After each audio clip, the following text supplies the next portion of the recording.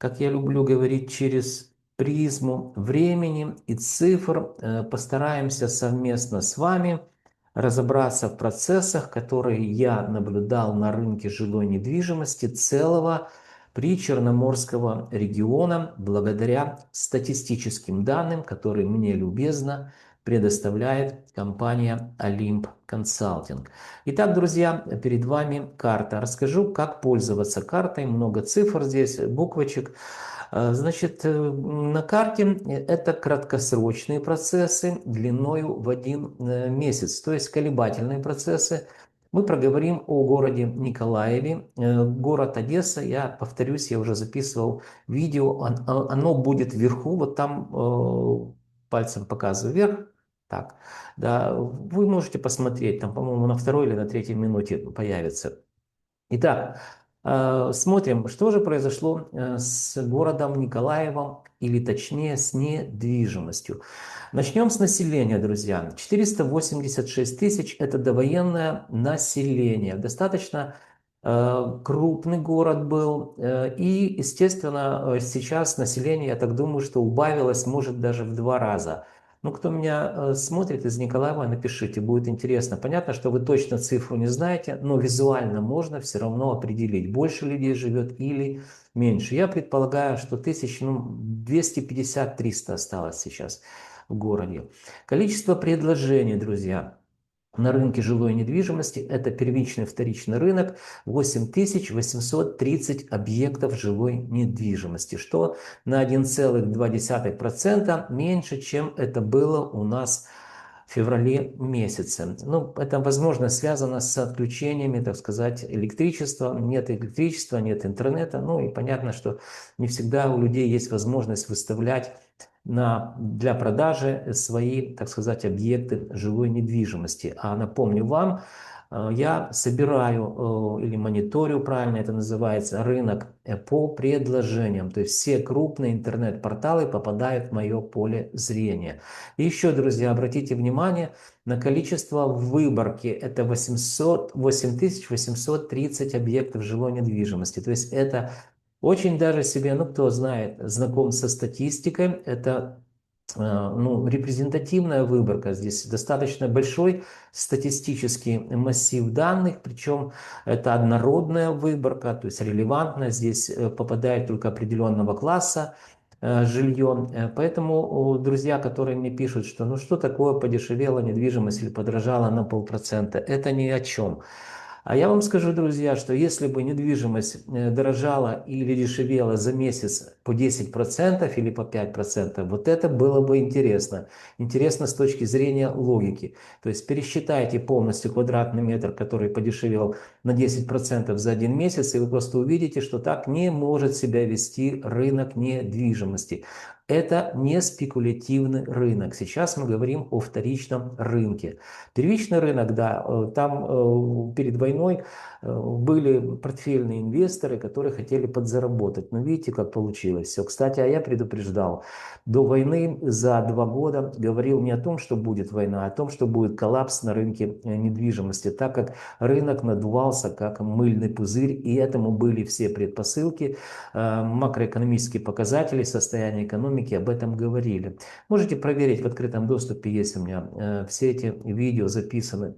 Итак, друзья, затянул немножко размышления о рынке. Да? Давайте социальное жилье, посмотрим, что произошло со вторичным рынком. Это социальное жилье, снижение минус 0,21% за месяц. Квартиры эконом-комфорт бизнес-класс, снижение видим минус 0,16% за месяц. Первичный рынок квартиры эконом-класс подорожали на 0,47%. И первичный рынок квартиры бизнес-класс подорожали на 0,31%. Ну, по вторичному рынку, друзья, тут, наверное, все понятно. Напомню вам, что вторичный рынок продается исключительно за доллары или же за евро. Конечно же, пишут в договоре купли-продажи оценочную стоимость в гривне. но она привязана к курсу доллара, а деньги передаются, естественно, в долларах. Поэтому не слушайте юристов, экономистов, которые говорят, что нельзя продавать недвижимость за доллары.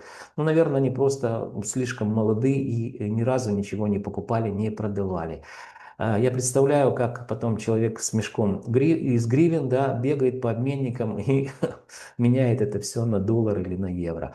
А вот первичный рынок ведет себя закономерно, так как обесценивается денежная единица гривна. То есть посмотрите курс даже с начала года, от соотношения доллара к гривне, и вы поймете, что э, обесценивается гривна, а первичный рынок – это все контракты инвестиционные, подписываются исключительно в гривне и передаются, естественно, гривневые средства. Не, но если у вас есть доллары, вы можете пойти их поменять в обменнике, и потом, значит, застройщику занести определенную сумму денег, которая в гривне, которая указана в инвестиционном контракте или другом правоустанавливающем документе. Итак, друзья, очень кратко прошлись по общим характеристикам того, что произошло в городе Николаеве. Давайте посмотрим, что у нас, подводя итоги, месяц, помним, да, сравниваем март с февралем месяцем 2026 года в целом по региону. Я на примере взял класс социальное жилье. Сразу же отвечаю на вопросы, почему класс социальное жилье. Друзья, потому что за весь период самостоятельной Украины как государства было построено ничтожное малое число недвижимости, которое там называется бизнес, эконом, элит и так далее.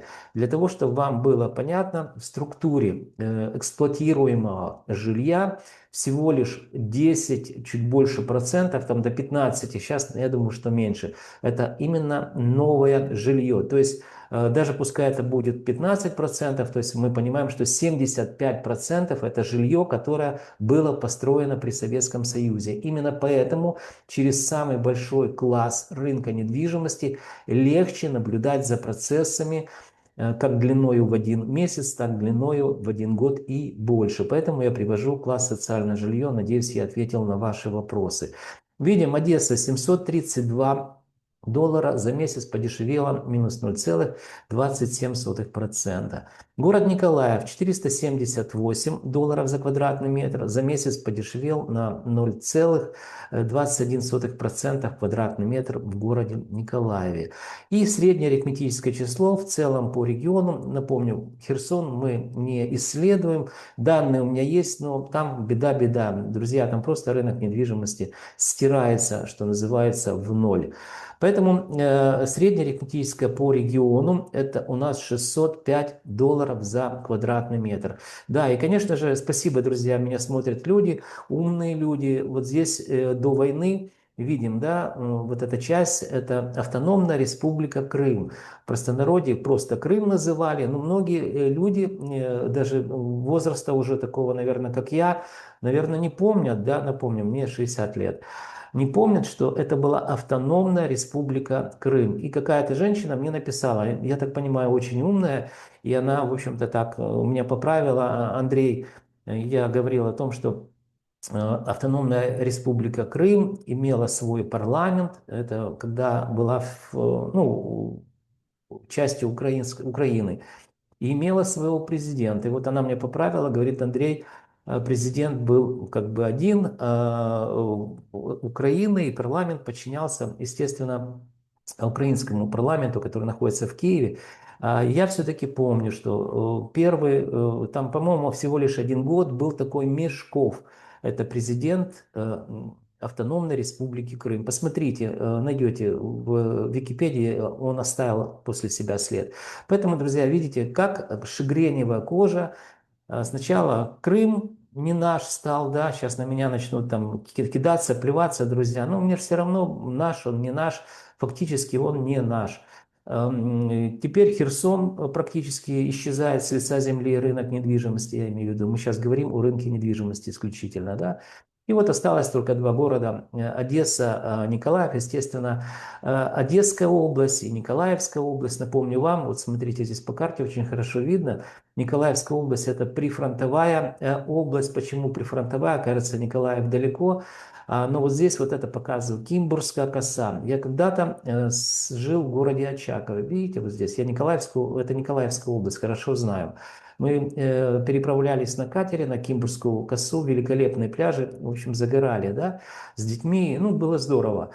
Но это было 30 лет назад, друзья. Представляете, как время быстро идет. И да, и где я только не жил, я не говорю и про Украину, и ну, много где. При Советском Союзе все же это было проще.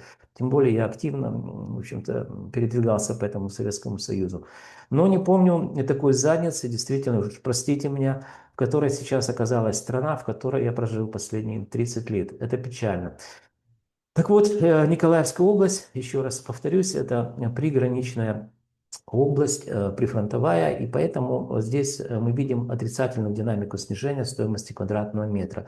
Итак, в целом по региону $605 за квадратный метр, снижение минус 0,25% за месяц, и видим индекс отрицательный 0,99.